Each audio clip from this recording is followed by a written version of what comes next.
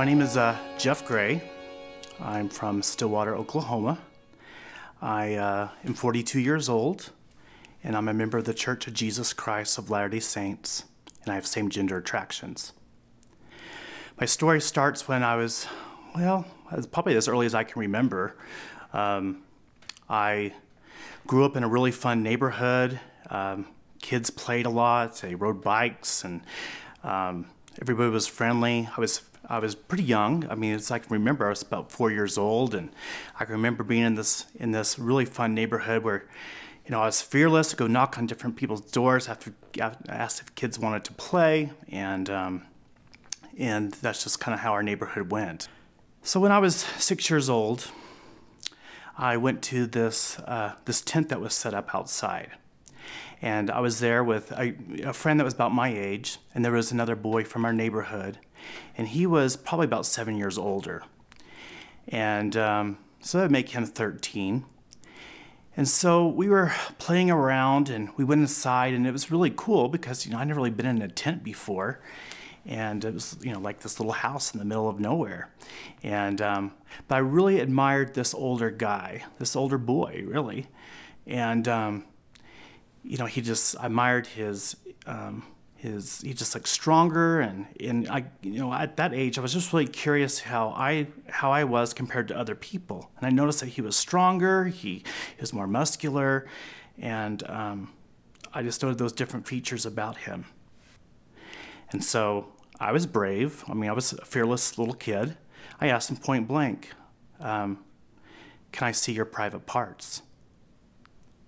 And he quickly obliged, and pulled down his pants and let me touch him. That was a real weird, awkward moment for me. Feelings came through my body that I have never felt before. Surges of energy. It felt good. It felt a little dirty. I mean, as far as my mind could comprehend, but I really liked it. So he didn't enjoy it as much as I did, and pretty soon all of a sudden we just stopped, and we got out of this tent, and we went our separate ways, and we never talked about it again. And as I look back, I've had, here I'm 42. 20 years ago, I kind of addressed this and with a therapist, and the therapist told me, Jeff, you are taken advantage of. You are molested. And I couldn't accept that. I instigated it. I told him, I'm the one who wanted it. And I caused this. And he kept telling me, Jeff, this is not your fault. This boy should have known better. He should have stopped. He was older. And just couldn't accept that. And so through life, I shamed myself from that moment. And that's where my SSA, or my same-sex attraction, was born in that moment. So in middle school and junior high, this is before I was 12, I thought my tent experience was my only one. But I did have some guy friends, and they came over, and they started initiating, well, let's play around some. And so that was happening again. And I was kind of, and so it reinforced all those same feelings that I had.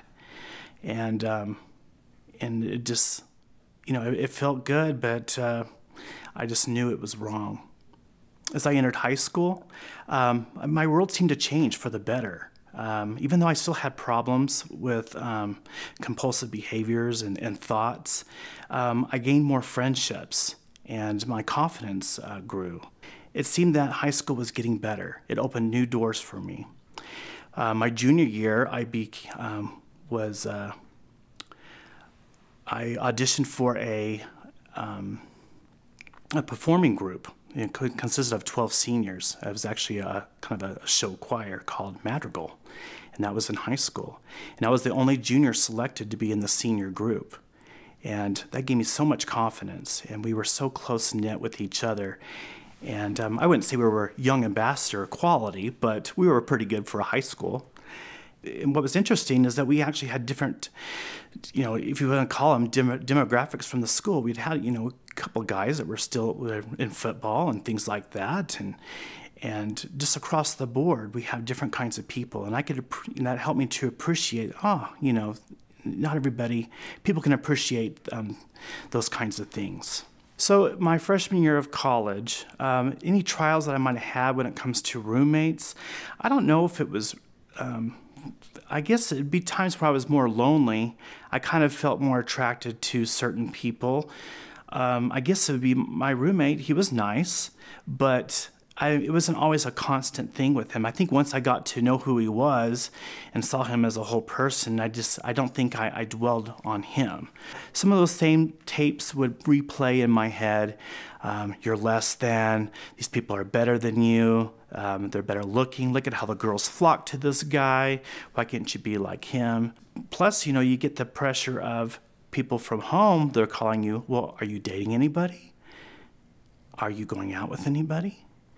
When you go on that mission, isn't anybody be writing you? So on my mission, when it came to companions, yeah, I did. There were some that were attractive, but what was interesting about that is that we became friends and we became close. And I could appreciate his attraction more on an emotional level. It wasn't physical. I think also because a mission gives a person an identity. You're an elder now. People know who you are. You may not know who they are, but they know who you are. And the spirit was also there. And I could see these other guys who were, they were probably jocks in high school and this and that. And I could see them on a spiritual level. And I could see them tear up in a discussion. And, it's like, we're sharing this together. In my therapy later on, I would learn that my mission was the most therapeutic thing that I could have ever done. That I was getting my needs met as a man. I was getting all those stories I would tell myself that I was less than. That didn't happen then. And so I really appreciated my mission for that. So I decided to get help. And so I went to LDS Social Services, which is now LDS Family Services, and they sent me to a gentleman who was an expert in this area. And I was so happy about that. But he apparently had same-sex attraction himself, but was married and had kids. And he was one of the founders of an organization that helped LDS men with this issue. And so I was really excited that, he's going to really be able to help me. He's a success story. And so I remember my first session with him is I was so homophobic. And that's usually reserved for people who don't like people who have homosexuality and that are gay. But I was the most homophobic person I could think of because I was scared of myself and I hated myself for these problems. So it was really kind of at that time, it was really learning about changing my sexual orientation. How am I going to diminish these thoughts of men and these feelings towards men? And I learned all the things about, you have to, if someone you're attracted to, my therapist would say, go be friends with that guy. Go at least introduce yourself to that guy. And so that would take him off the pedestal. And you would see him for who he really is. Look into his eyes and see him as a whole person. And I humanized him. And I took him off that pedestal and just found out, he's just the same as me. He has probably the same fears as I do, same inadequacies, and I really saw him for who he was. My mom handed me another book, and it's like, here's another book to add to my library of SSA books. And it was co-authored by Ty Mansfield. It was In Quiet Desperation. I thought, I don't want to read another book. I'm kind of over the therapy, but I kind of felt prompted to read this book, and it was really powerful. And for the first time, reading Ty's story, things just kind of opened up. And I know it was Ty Mansfield's words, but I know it was really the Lord's words speaking to me about, maybe this won't happen in this life. You could get married in the next life and everything it'll be fine. You're going to be blessed with everything that the Lord has in store for you. It's going to happen. But that really hit home to me that it's okay. And I remember telling my parents, we kind of came all together, and I wanted to read them the things that I was reading. And that moment, I just broke down, and I knew there's something. The Spirit was so strong as I shared these passages with my parents, and because they're the ones who've been with me for these, all this time, and they wanted the best for me, and they're so worried about me. And at this time, all my siblings knew. I was able to be more open to them, and so I really had my whole family. They're all backing me up on anything I needed. And but in this discussion with my parents, I just felt the Spirit overcome me, and the Christ was just letting me know that I am loved, and that don't obsess about changing. Don't obsess about getting married. That's not my gospel when it comes to just being obsessed and having so much anxiety over everything where you just can't move. That's not how the Lord works. And that's what hit home to me. So in that moment, I felt such a calmness for the first time. It wasn't just something that was fleeting, but it was a long-lasting calmness came over me. And so the pressure to really change and to get married at that time was washed away. And that was a real miracle for me. And that gave me hope.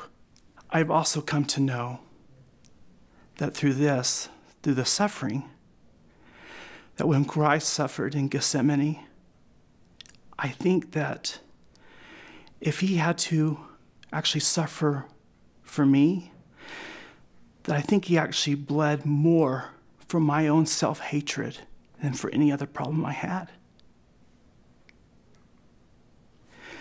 That he descended below all things, and whatever made him suffer or bleed more during that suffering was my self-hatred and the hatred of every person on this earth, more than anything that a person could do sinfully. And so that hit home to me, that Christ really suffered. He suffered. I love him for that.